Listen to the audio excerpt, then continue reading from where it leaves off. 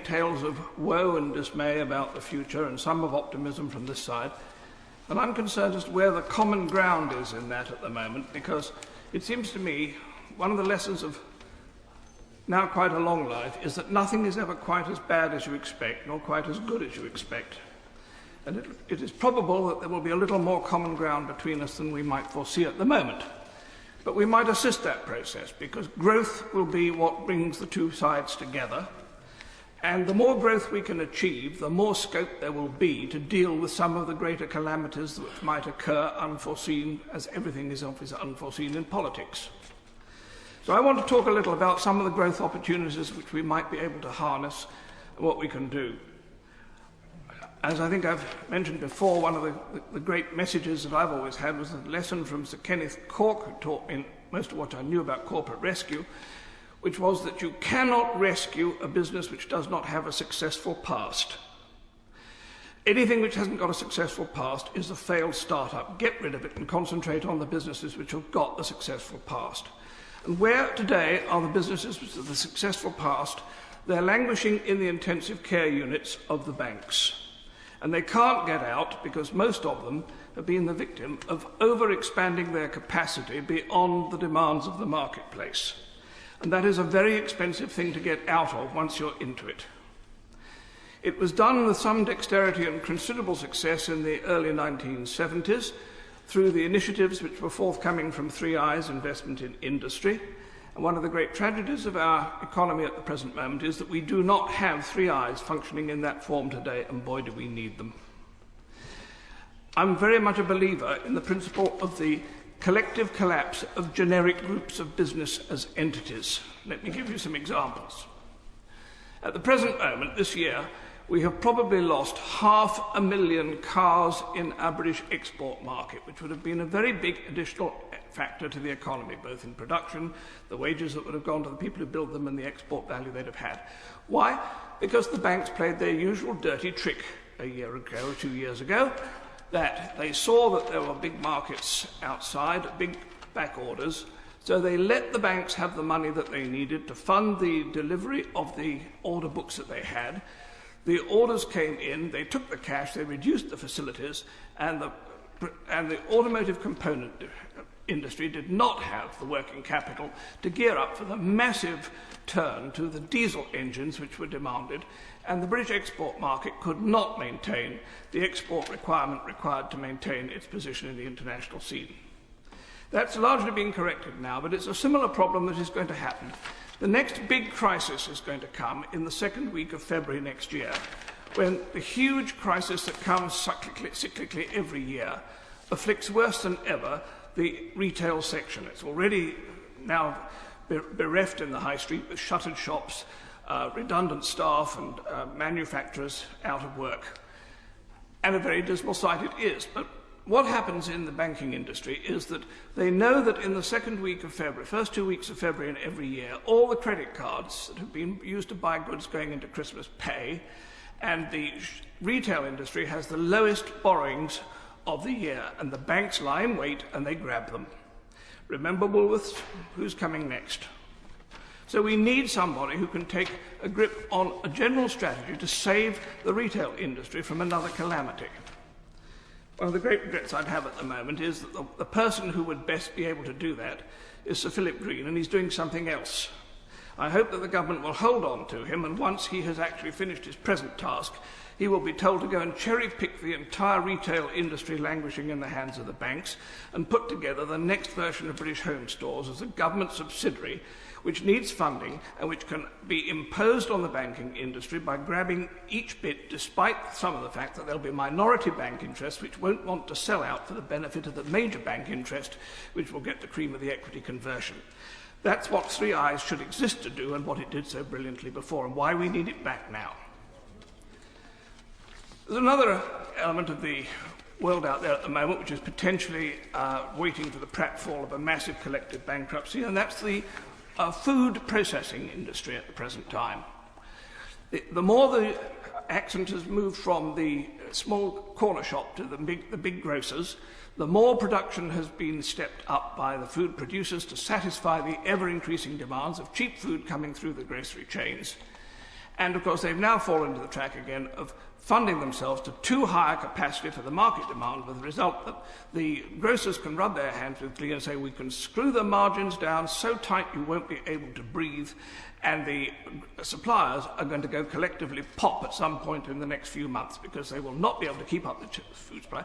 And there is a big social factor coming, because you will have the present dependence upon cheap food to keep some sort of society structure fed will actually end up by being forced up on prices as the industry goes out of business in terms of its ability to keep supply going, and prices are forced up in the grocery chains, and this is going to be another calamity coming, and we need to have a top-down view as to what to do with it.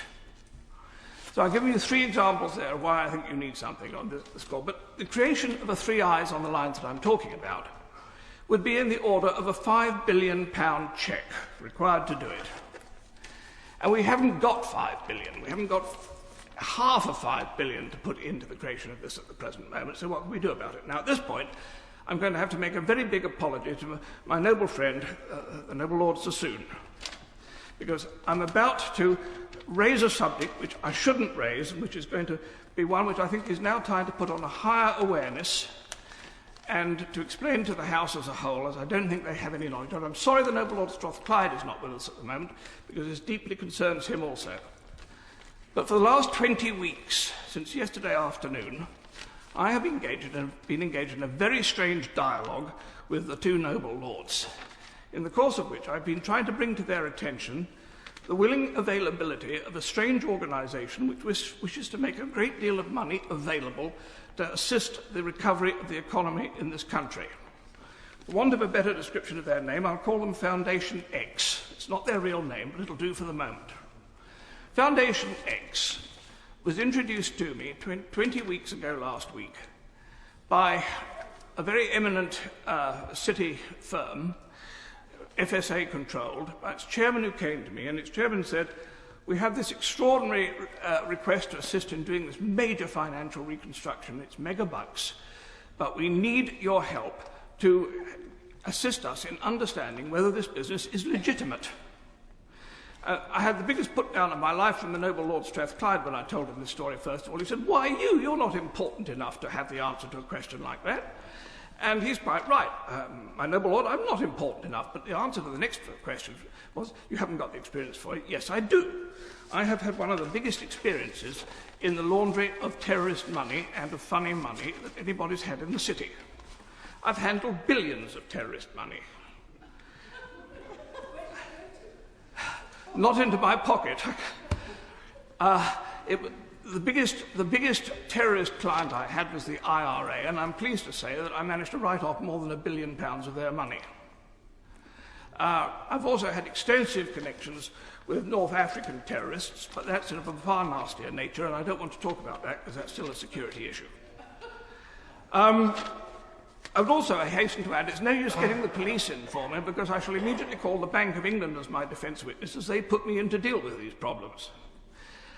So the point is that I was, in the course of doing this very strange activity, I got a very interesting set of phone numbers and references which I could go to for help when I needed it. And so people in the city have known that if they want to check out anything that looks at all odd, they can come to me and I can press a few phone numbers and get a reference. And so they came to me and asked me whether I would get them a reference and a clearance on Foundation X. And for 20 weeks, I've been endeavouring to do so.